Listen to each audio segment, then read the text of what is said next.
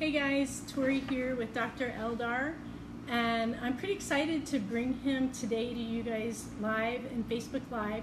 He is going to talk about Hashimoto's and what happens with hormone changes and questions you can ask your doctor. And he's a little bit different than your typical medical doctor because he actually believes in healing and using medication when necessary, but if it's not necessary, to actually heal your body and figure out what the true underlying issues are. So, Dr. Eldar, go ahead and share a little bit about you and. Well, hello everybody. Thanks for coming out and listening to our webinar. It's the first time we're doing this stuff, so hopefully I won't screw it up. You know, next time we'll get better. So we just came in and had some technical difficulties, and we managed to sort things out. Okay. So what I do is, my name is Dr. Eldar Baygabatov. I usually go by first name because people can't pronounce my last name. I'm originally from the Central Asia, so you know, immigrated here like in 2000, so I came to the United States 2000, so 18 years now. And what I do is by practice, by training, I'm an internal medicine physician, so primary care.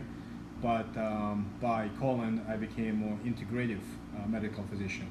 So the goal is to, when you go to a conventional doctor, we diagnose you with the disease and I will give you a medication for that particular disease.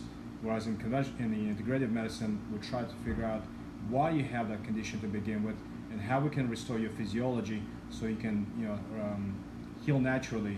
And sometimes in the integrative medicine, we use some of the conventional medications, but a lot of times we try to fix the underlying problem, first. So today we'll be talking about hypothyroidism and underdiagnosed hypothyroidism and Hashimoto thyroiditis. These are two common conditions that actually missed on a lot of evaluations because people present with atypical symptoms, things like fatigue, brain fog, skin dryness and things like that. And it's like people say, I'm always tired. I go to my doctor and they say all my labs are normal, and why does it happen? Because a lot of times they don't notice, they don't do full panels, or they don't look at the overall picture, and they just take out a small piece of the information and try to. So let me interrupt you just a second. So when you talk about blood panels, so when I started coming here as a patient, I had a lot of those symptoms, and I was very tired all the time. And of course, I attributed that to stress. And when I went to a regular medical doctor, which is traditional here in the United States, they didn't test for a lot of what you're calling underlying issues. So how is that different? Because a lot of integrative physicians that I've met with, they don't take insurance. Yeah. And your office does take insurance, which is amazing.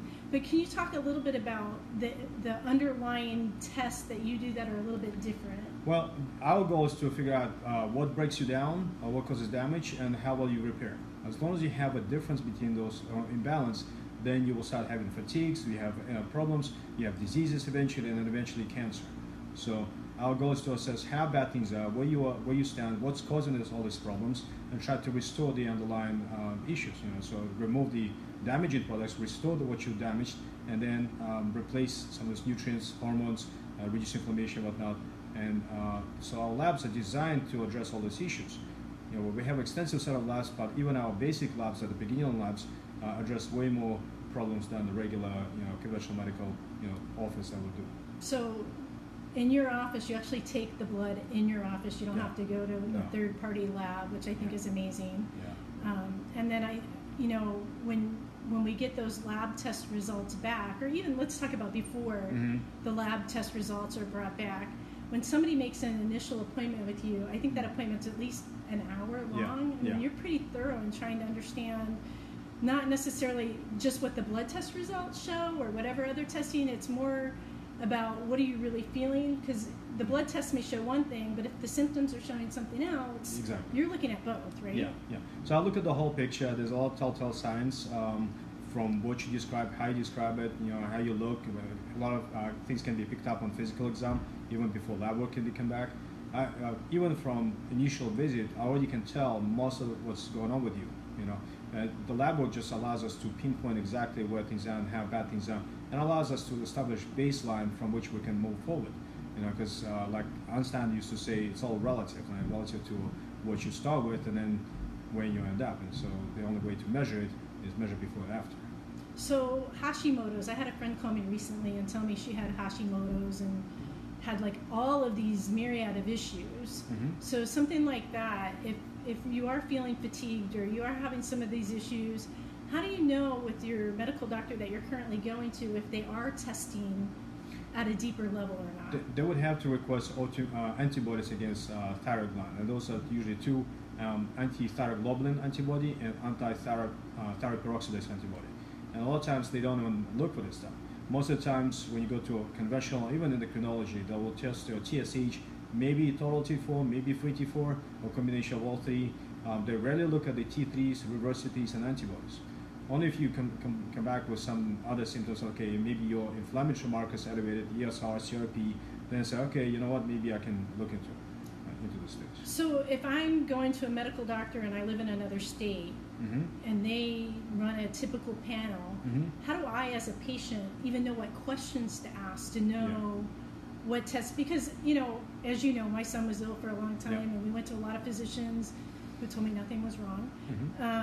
But I wasn't educated enough to know what to ask. So you think you're hearing something that maybe isn't the correct thing? Exactly. How does a typical layperson know what to ask? And first of all, let me tell you about the labs in general. The way the labs of parameters are established is we measure, or the labs measure everybody outside and say, okay, we're going to take 98% of the confidence limit. We're going to remove the very top 1%, the very bottom 1%, and we're going to leave you, if you're within 90% of those people, then you're okay. But then, especially in the United States, we have people who are very health-oriented, eating organic food, exercise, and doing everything right. And those people who are just passing by, it's like, okay, I'm not sure, maybe I have a little tired, but they haven't diagnosed me with any particular condition or disease. Then you want to be on the top level. You want to be like on an optimal level. So when we look at the blood work, we don't look just, oh, are you within normal limits or within average population limits, or where are you exactly on which end you're at. And so sometimes we figure out optimal for you based on your response. And a lot of times, if you go to a primary care physician or endocrinologist, say, you know what, I want a full thyroid panel, or I want all the labs. Well, that's different to everybody else, So one physician says, okay, well, TSH, T4, and T3 might be full panel for them. But ideally, what you do need to do TSH, total T4 and total T3, free T4 and free T3, reverse T3, and antibodies, thyroglobulin and thyroid peroxidase antibodies. So that would be more full panel, and it gives a lot of information. For example, TSH is a messenger from the brain that tells your thyroid how much thyroid hormones to produce. And a lot of times the range for TSH goes between 0.27 to 4.5. So if you are above 2, Endocrine Society already recognized and stated, you know what, you already have hypothyroid, or at least you have some kind of thyroid issue, so we want to dig further. And if you are a woman who's trying to get pregnant and your TSH level is above 2, they will treat you for hypothyroidism. So one of the things that I was told, and I've never asked you this question, so I don't know if it's accurate or not, but I was told that if I go to a typical lab and they run a lot of these panels, that my test results, when they tell me I'm in the normal range, are typically being compared to somebody that's not healthy. Exactly. So normal is not necessarily good. Exactly. Can you kind of explain what that means? Again, normal, for them, normal is you're within normal range, or within average population range. But you know already that a lot of people in the United States, especially, not healthy. Otherwise would be all in great shape, would be in low body fats and whatnot, and would be having plenty of energy. The reason for that is because the way we eat, the way we exercise, we sleep, the amount of stress that we undergo. And stress, when I tell people stress, it's emotional, physical, chemical, electromagnetic, infectious, allergies, toxins, metals. You just add it, and we inundate it. We have fluoride in the water, and fluoride, bromide, and chlorine displace iodine out of the system, and that's one of the primary nutrients required for the thyroid to function. Thyroid actually requires a lot of nutrients, things like iron, vitamin B, vitamin C, vitamin D, tyrosine amino acid, selenium, and zinc. So a lot of people have deficiency, especially vitamin D. A lot of people are deficient in it, and there's several reasons for that. Actually, some of the reasons because we don't consume enough good fats. Sun exposure, there's plenty of sun exposure in Florida, but that's only D1, which has to be converted to D2 in liver, and then D3 in kidneys. So if you have fatty liver, or you don't drink enough fluids, and your kidneys are not working the way it's supposed to be, you're not going to make enough D3 vitamin, which is required for a lot of things. which is kind of amazing to me in Florida. I always thought that you would have plenty of D vitamins, which I've learned that that's not necessarily the case.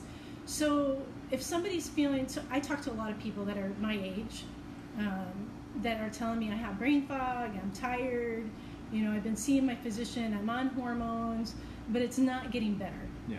So the problem is, if you go to a lot of clinics and they'll say, okay, we're going to work on your hormones. Hormones are messengers that from the brain or from the glands to tell your tissue, to your cells, so I need you to make this and that, right? So for example, testosterone or thyroid says, okay, go improve your metabolism, burn fat, build muscle and whatnot, so improve energy. But so, okay, I got the order, but I need the nutrients. I need the B vitamins, I need minerals, vitamins, proteins, fats, carbs, and whatnot. So your ability to consume, break it down, absorb, digest, and deliver it to the cell makes it a big difference. Then your cell also is surrounded by a cell wall that's made of fat. And what kind of fat it is made of, it makes a big difference, because if you are made of saturated or trans fats, it makes your cell wall less penetrable. You have to get more liquid oils, things like fish oil, flaxseed oil, avocados, nuts, and so on, and that becomes more fluid, then you have better exchange. So unless you have all three in place, and on top of that, if you have inflammation that causes more breakdown and demands more nutrients, then you're not going to have efficient energy production, efficient hormonal function. So what does somebody do? Like, if you feel tired, I know, talk a little bit about your practice. You're located in Winter Garden, and you take insurance as integrative, which to me, again, very few people do that. But how can somebody get in to visit you as a physician, come to your office? What's the process to do that? Usually you will call our office and talk to one of the girls up front, either Megan or Josue, and they'll take your information. We'll create a portal for you to access, and we'll send some paperwork for you to fill out. Once that is done, we'll also set you up for an appointment. You come and see me first. We'll discuss what kind of issues you have. I'll give you the best option, what can be done. A lot of times we just start with some lab work. Sometimes even while you're doing your blood work, it takes about 2 weeks for the results to come back, because we do a much more extensive workup done in the conventional medicine when you only get CBC, CMP, and some basic lipids. Then while you're waiting for your lab work, we might have to start working on your GI system. We have to work on some other stuff. I'll send you some information by email where you can start learning about better nutrition and how to take care of yourself, as well as eliminating toxins out of your environment and the stuff that you put on your face, when you put your, even, for example, deodorants. Look at the lipstick, right? Bright lipstick. You use deodorants that has aluminum in them. Aluminum is already toxic. And by the way, when you go to a conventional doctor, one of the things that they start you on is Synthroid. Synthroid is the T4 medication, and T4 can convert either to T3 or reverse to T3. And most of the times when you have nutrient deficiencies and stress, inflammation, toxins, and metals, you will convert to more reverse to T3, which will slow you down. And the aluminum is in Synthroid, so aluminum and dyes. So you actually put it more. It's in Synthroid. It's in every dose, from 25 milligrams on. It's in Synthroid, and now you're taking that on a daily basis. You're adding heavy metal to your system, and guess what? You get more autoimmune conditions, inflammatory conditions, and whatnot. I say thyroid is like an accountant, and make sure that you have resources for you to function. So if the thyroid sees that your body wastes more products than wastes more resources that brings in, it's going to slow you down. You say, hey, we need to be more economical about this stuff. We can't run out of energy, because God forbid we have some dangerous situation that we have to get away from. So if you move, that's energy expenditure. It's going to make you slow and lazy and tired. If your brain is highly active, it's going to say slow down, give your brain fog, focus issues, recall problems. If your gut is very active, then it'll say, okay, we need to slow it down, don't move as much, don't digest as much, we're going to give you constipation. And guess what? If you get constipated, you don't move your garbage out, then you just have a lot of toxins in your system. Muscle is very active, is very expensive engine to run. So instead of driving a truck, you say, okay, let's get rid of that, let's get something more economical with less muscle, horsepower, and so you'll slow down your metabolism as well. Then we'll say, okay, you know what, we need to have some savings accounts, some storage just in case we go starving, and start putting fat around your organs and belly and whatnot. And people say, well, how come I'm getting all this tire on my belly, and I feel sluggish and tired and brain fog and even dry skin, constipated. And on top of that, anything that's not essential, it's going to try to get rid of, like hair loss, thinning, and things like that. So dry skin, and that's what happens. And then people wonder, like, what's going on? Well, that's the one thing that I like, that you're looking at. You know, it's not that you don't believe in prescription medicines, because they're needed sometimes. Mm-hmm. But you're looking at what is the impact of the ingredients of these prescription medicines. Because I watch commercials and I'm like, holy cow, this stuff's all going to kill you when you hear all the side effects. But sometimes it's needed, right? Sometimes you do have to use some of that conventional medication until you can build your immune system up to be able, because our bodies are meant to heal themselves. Yes. Yes. Right? So if we do the right things and feed our bodies the right nutrients, then presumably they'll heal themselves. I don't know. Mine hasn't done it yet. Well, work in progress. Okay. Well, the thing is, how much stress you have, how much damage you accumulated, and how well your systems are recovering. Because everything has to be in concert. You can't just do like one, was it green coffee bean or something else, and expect it to heal you. It doesn't work that way. We have micronutrients, we have sleep, we have exercise, we have nutrition, we have digestion. Just because you put in something down your mouth or through your mouth doesn't necessarily mean it's going to end up in your cell. You still have to break it down, digest it, absorb it, carry it, deliver it. Right, because most of that gets absorbed in your small intestines. And I think, one of the things that scares me, and I have a sister that's a little neurotic, is that we watch commercials, or we see an infomercial about, oh, you want to lose weight, take these herbs, or oh, you want to build your immune system, take this powder.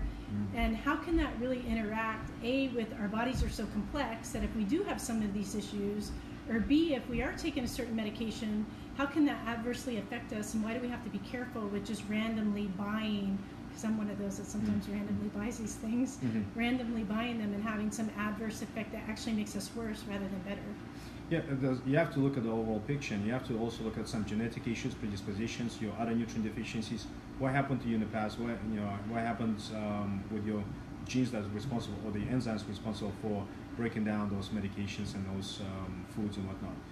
One of the things that we look for is MTHFR gene mutation, and this is a gene that's responsible for something called methylation.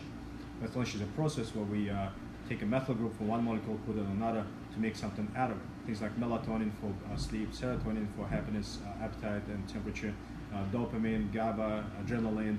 We also produce glutathione. Glutathione is the biggest antioxidant, garbage man in our body that helps us clean up the garbage out of our body. And then we also neutralize or process our estrogens. Everybody, men and women, have the same hormones, we just have them in different amounts, and we have to make sure that we metabolize them. If we don't metabolize it, then we end up with strokes, heart attacks, cancers, and inflammatory problems. So I have to look at all these processes and see what's happening with you. Do you have genetic predisposition to having these kind of issues? If you ask people for family history, and you see like everybody in the family had breast cancer, or prostate cancer, or colon cancer, or something else, or thyroid issues, or autoimmune conditions, that tells me there's something off, maybe genetically. So giving somebody like that vitamin or supplement that doesn't work for them, it's not the best thing. And even if you have normal gut, when you put something by mouth, you only absorb half of what you put in. If you have problems with the gut, then you're going to have less absorption. That depends on how many organs are involved: stomach, liver, pancreas, small intestine, large intestine, and whatnot.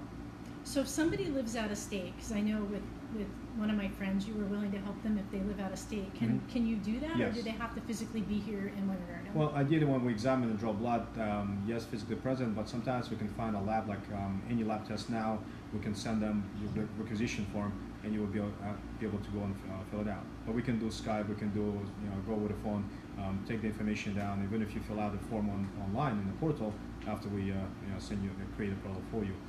And then we can start from there. Because I have a couple friends that have cancer, and some that it's not the first time, right? They've been through this, they have cancer again, it's reoccurring. Is there a way, and I know maybe not, but to boost your immune system and get it alkaline enough that this isn't going to keep reoccurring in their lives, and they can actually start healing and becoming healthy? Yeah, absolutely. There's a lot of things, and if we discuss some of the things, specifically see what's going on, what they're doing, what kind of food they're consuming, how well they move in balance, how well they hydrate, what else is happening in their life, and what kind of chemicals and deodorants and whatnot they use, we can eliminate those things. And one of the physicians that was pioneering in this field was Dr. Gerson.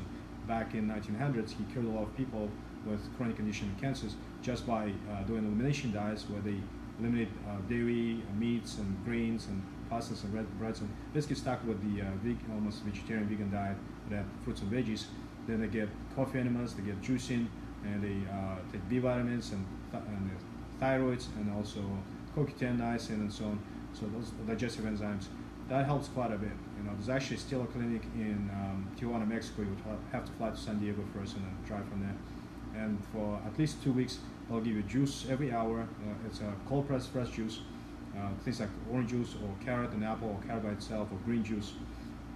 Now they'll do coffee enema every 4 hours or so, and they give you 3 vegan vegetarian meals along with some other supplements and nutrients. And that by itself helps you remove a lot of toxins out of your body. Coffee enema works by cleansing your liver, and liver and kidneys are 2 main detoxifying organs in our body. And if you have any kind of garbage, you need to make sure that those organs function well. So when you bring up the liver, yep. So all over the place, health food stores, online, detox diets. Yep. I mean, that can really hurt somebody if their liver's not eliminating, right? Yeah, I mean, it depends on what kind of detox diet we're talking about.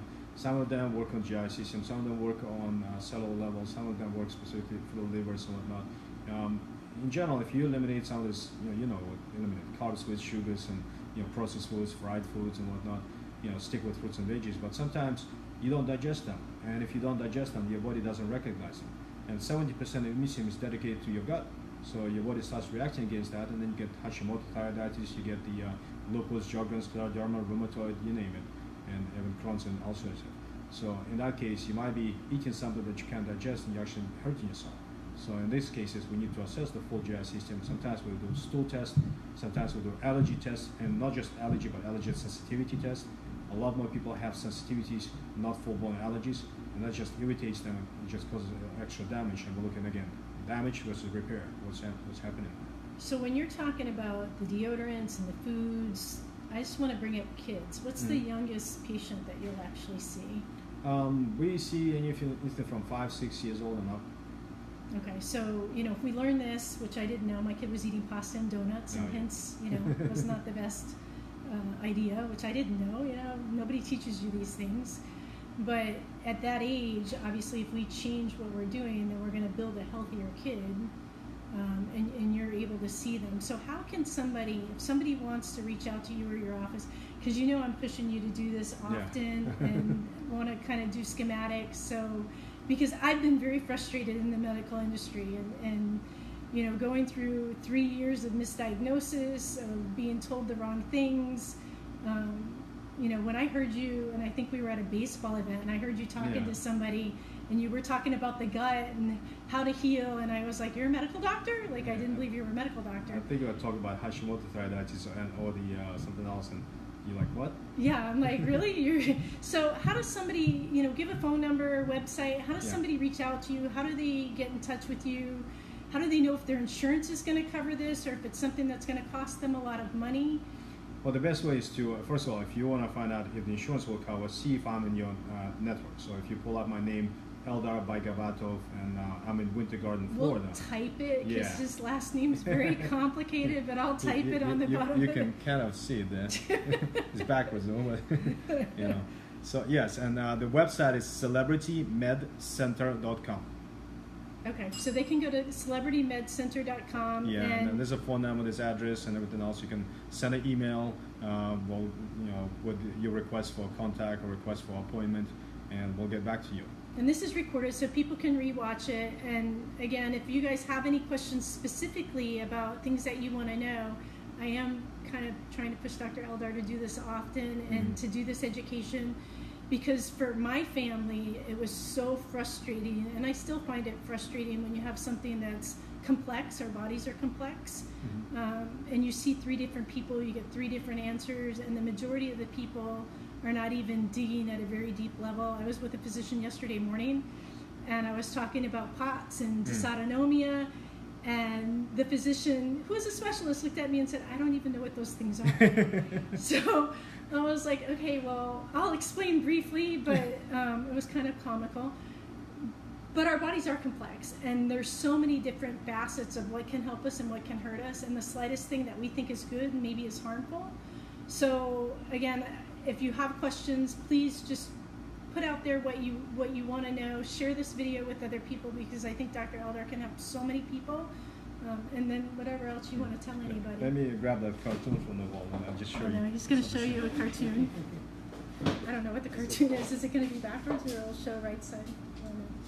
But for me, again, you know, I felt quite blessed when I met Dr. Eldar, and it's been a couple of years.